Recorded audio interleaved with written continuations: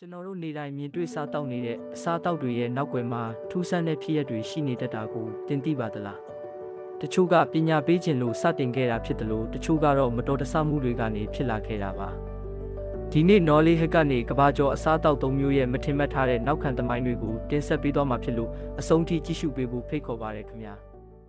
ပထမဆုံးအနေနဲ့လူတိုင်းသိတဲ့စမ်းဝတ်အကြောင်းကိုပြောပြပါမယ်18ရာစုကအင်္ဂလန်နိုင်ငံမှာစမ်းဝတ်လို့ခေါ်တဲ့မျိုးလေးတစ်မျိုးရှိပါတယ်အဲ့ဒီမျိုးရဲ့မျိုးစားကြီးရောလို့စမ်းဝတ်ဟာဖဲရရတာကိုအသက်တမျှဝါသနာပါသူပါ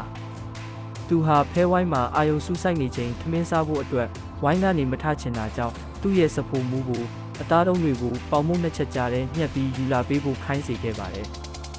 ဒါမှသာသူဟာတစ်ဖက်ကဖဲကင်ပြီးကြံတဲ့တစ်ဖက်ကလက်မပေးပဲစားနိုင်မှာမို့လို့ပါဒါကိုမြင်တဲ့သူတွေကလည်းမျိုးစားကြီးစားတယ်လို့မျိုးပေးပါလို့မှာယူရာကနေဒီနေ့ခေတ်စမ်းဝတ်ဆိုတာဖြစ်လာခဲ့တာပါ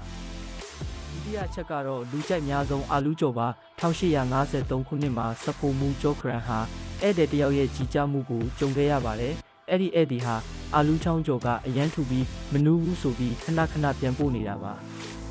စဖိုမူဟာစိတ်တူလာပြီးအဲ့ဒီဧည့်သည်ကိုပညာပေးဖို့အတွက်အာလူးကိုစက်ကူလိုပါအောင်လီးပြီးခက်ရင်းနဲ့တောင်ထိုးလို့မရအောင်ကြော်ပေးလိုက်ပါတယ်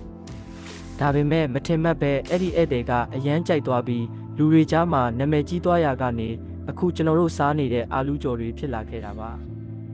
နောက်ဆုံးတစ်ခုကတော့ရေခဲချောင်းမှာ1905ခုနှစ်မှာအသက်17နှစ်အရွယ်ကောင်လေးတစ်ယောက်ဖြစ်တဲ့ Fred Epperson ဟာဖြော်ရည်ခွက်ထဲမှာမှွေတဲ့တန်ဆူလေးထည့်ထားလျက်နဲ့ညဘက်ခြံထဲမှာမေ့ကြံခဲ့ပါတယ်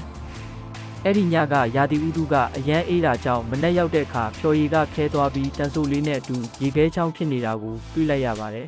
။သူဟာအဲ့ဒါကိုအိမ်နီးနားချင်းတွေကိုရောင်းချခဲ့ပြီးနောက်16နှစ်အကြာမှာတော့ပေါ့စီကယ်အမည်နဲ့မူပိုင်ခွင့်တင်ပြီးကဘာကျော်သွားခဲ့တာပါ